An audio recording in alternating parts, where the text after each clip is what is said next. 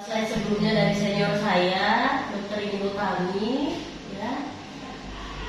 Nah, kenapa penting kita untuk mengetahui mengenai P3K di sekolah ini?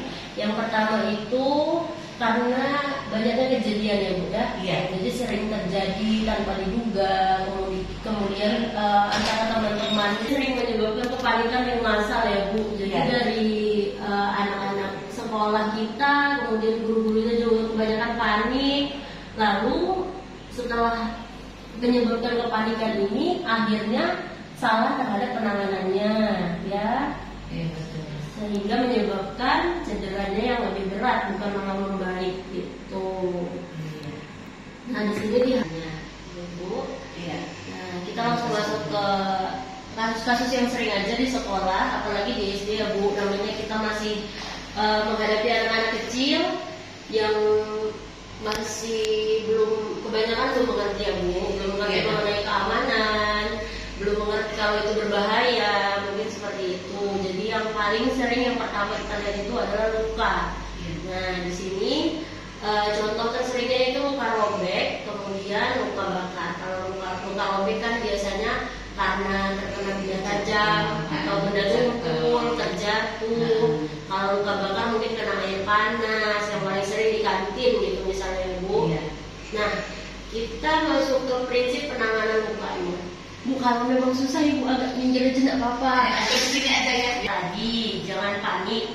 Nah kemudian di luka yang muncul itu dibersihkan dan disterilkan. Kalau bisa itu dengan menggunakan air infus yang NaCl itu, yang dia labelnya depannya itu warna orange. Nanti kalau apa kita pinjam alatnya di ruang tindakan. Ini materinya dulu ya Bu. Iya. Atau kalau memang nggak ada dan tersedia di sekolah, bisa pakai air yang mengalir boleh. Karena kan biasanya luka itu kotor kayak berpasir gitu kan. Nah kemudian hentikan perdarahan. Hentikan perdarahan ini bisa dengan cara kita balut. Kita balut bisa, kalau memang udah ada kasa yang steril, biasanya itu kan memang udah tersedia di kotak P3K. Tapi kalau memang lukanya itu luas, kasanya itu udah cukup, boleh pakai kain yang sekiranya bersih, bisa juga. Kemudian untuk jahit dan obat-obatan mungkin ini lebih ke fasilitas kesehatan yang lanjut ya Bu. Iya. Nah untuk penanganannya yang di kotak P3K itu apa boleh Bu ya. Kemudian kalau memang ada itu bisa pakai air mengalir. Lalu lukanya itu ditutup dengan kain bersih, dengan kasa steril ataupun plester. Kalau memang kecil kita bisa pakai plester aja Ibu. Iya. Kan tengahnya itu udah ada bantalan kapasnya ya, yang di tengah. Jangan dengan kapas atau kain berbulu, karena kita takutkan kapas atau kain berbulu ini lengket ke bagian lukanya, karena kan itu udah bagian tubuh yang terbuka ya Bu, karena udah tidak tertutup kulit lagi. Jadi kalau misalnya terpapar dengan bahan kapas ataupun kain berbulu ini, takutnya menyebabkan infeksi sekunder dari infeksi lain. Mungkin pada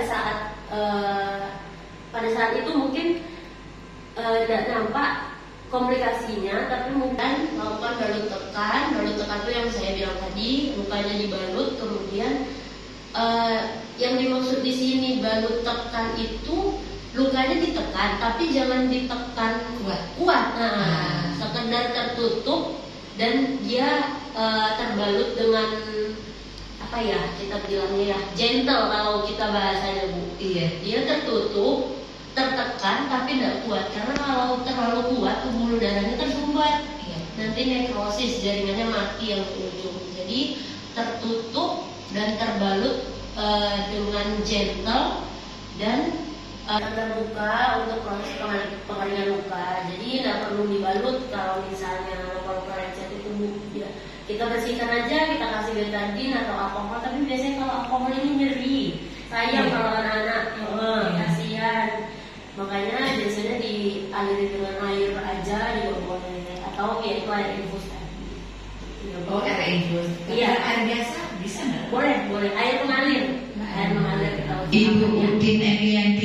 Terus bila ada benda-benda asing yang tadi dikeluarkan, kemudian evakuasi korban ke pusat kesehatan jika perlu, jika memang lukanya berat ibu. Kemudian jika sudah ada guguran darah pada suatu luka, nah ini tuh maksudnya perdarahannya sudah berkurang. Nah, udah kalau kita lihat itu darahnya udah mulai berhenti. Nah, itu terima kasih apa ya, kalau kita di rumah tuh biasa dikasih daun, dikasih apa gitu ya, tidak boleh. Nanti malah infeksi yang lain. Mak hidup Iya, yang saya sebutkan tadi. Kalau memang betadin itu boleh untuk membersihkan lukanya. Karena kan luka itu terjadi akibat gesekan dengan benda lain yang kita tidak tahu benda lain ini steril atau enggak. Ya kebanyakan sudah pasti nggak steril ya Bu, karena kan di benda sekitar kita. Kecuali memang sayatan yang dilakukan oleh tenaga medis. Misalnya pada luka mungkin mau dibersihkan lukanya itu kan udah dipastikan alatnya itu memang steril, jadi